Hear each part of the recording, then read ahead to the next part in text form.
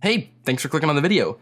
Today we're looking at the silliest build I've used in Episode Heresy. This build is what got me my solo flawless in Sundered Doctrine, and to be honest, it's the most simple, no-thought, brainless build I've ever discussed on this channel. But its potency and synergies with the current sandbox give it so much potential, to the point that I and many other players use this for their flawless runs. Also, if you're curious about any part of this build, from the exotics used to the artifact and even DPS swaps, there are timestamps down below for your convenience. And if you enjoy this video or find it helpful, a subscription would be greatly appreciated. Now to start, normally we begin with an exotic weapon, but this is one of those rare builds that requires zero investment on the weapon side of things. That's not to say some weapons don't help, but we'll discuss those later in the video. Where this build truly begins is with our exotic armor piece, an insurmountable skull fort. This is a perk that reads, final blows with arc melees triggers health regeneration and fully restores a melee charge. Melee hits grant arc melee energy. This is a classic exotic from year one that has truly seen a rise in popularity recently thanks to a lot of buffs. In game, it's about as simple as an exotic armor piece gets. So starting at the top, the health regen arc melee abilities give you is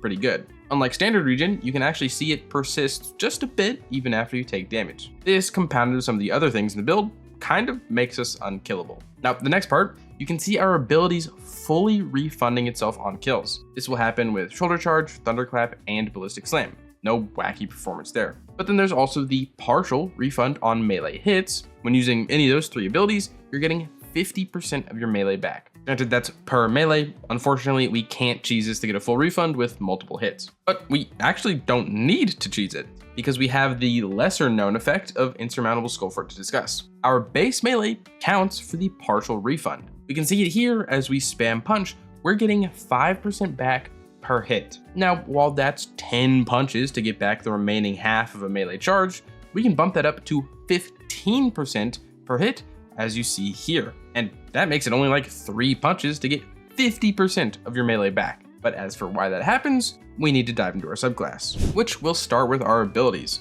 For our super, the no-brainer pick is Thunder Crash. If you ever need to erase an enemy from this world, there's not a better ability to do it. For our class ability, we're on Rally Barricade in order to synergize with our later choices. For the melee, this build works with any choice, as I showed earlier, but Thunderclap is going to be our most potent option. You can look in-game, a full charge punch drops 75,000 damage, while you have 80% DR in the animation. You can also just instantly punch for a massive 35k too. And then for the last ability, we have our grenade, which is going to be Pulse Grenade for the lethality. And then with our aspects, we get the second piece of the melee refund puzzle, being Knockout. And Knockout is very strong, as you likely know, proccing on killing enemies, making them critical, or breaking their shield. And that happens, we infuse our base melee with arc energy and give ourselves increased melee lunge range and damage. Then the second part of the aspect makes us amplified and generates chunks of health on melee kills. Now functionally, the thing we want to pay attention to that synergizes with the Skull Fort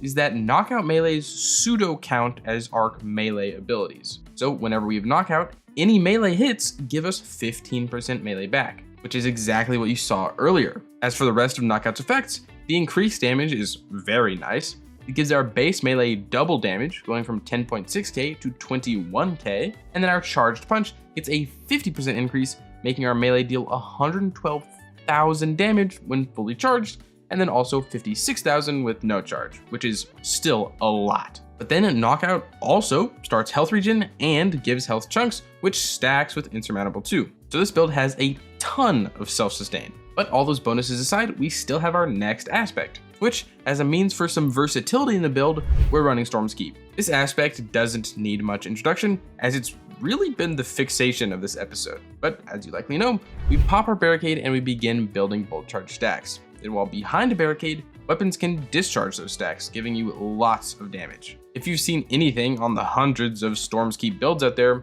this single aspect can allow you to put out pretty good consistent damage. Bolt charge really does just add a ton of passive damage to whatever you're using. You can even just spam auto rifle damage and actually see a good output. But we're not going to invest in this too much, and we'll talk about that more when we cover the artifact. So now to finish our subclass, we have the Fragments. The ones we run are Spark of Shock, so that our pulse grenade jolts enemies, Spark of Magnitude, so that our pulse grenade lasts way longer and thus deals even more damage, Spark of Frequency, so that we double bolt charge buildup while we're amplified, and then Spark of Resistance for that oh so desirable DR. But now before moving to our next section, being weapons to run with the setup, you can kind of just take what we've discussed and run from there. This build gives you massive sustain with health returning thanks to our subclass and exotic, and the punch itself does a ton of damage. Anything outside of bosses and mini bosses pretty much dies with a fully charged punch. And if you're clever, you can even collateral a big health bar with some lower rank enemies behind it so you can drop full charged melees back to back. But like I said,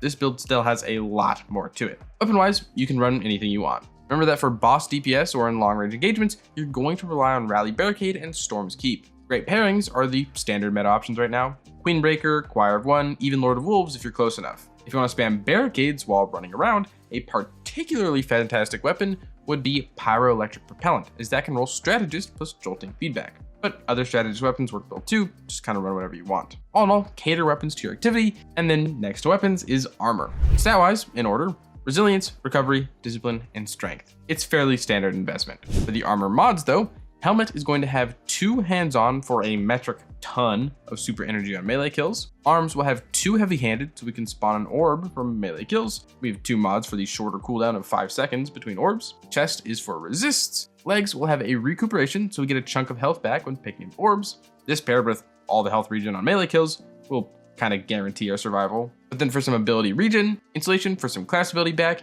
and Absolution for a bit of everything back on orb pickup. In our class, as special finisher, powerful attraction, and a proximity ward, so you can use finishers without worry of dying. But now lastly, before we look at the extremely deep and complex gameplay loop, the artifact boosts this build a pretty good amount. Firstly, I actually want to begin with Volatile Marksman. If you decide to run a void weapon, you can actually boost this artifact perk for another source of class ability regen. This is quite good for those wanting more Storm's Keep uptime. After that, what you're actually going to want, we have Dielectric, which gives us bolt charge on debuffed enemy kills, which those will be caused by our grenades or bolt charge strikes themselves, or any weapons you're running that jolt or blind. The next is Flashover, which is the main reason bolt charge is so good this episode, making them deal tons of damage. And then lastly, for the bolt charge investment, we have Defibrillating Blast, which triggers bolt charge on champion stun and causes bolt charge strikes to jolt and heal us. And then the last perk on the artifact that we want for the build, which is very important, is Limit Break. This has the effect of if we cast our super while amplified or with bolt charge stacks, it increases its damage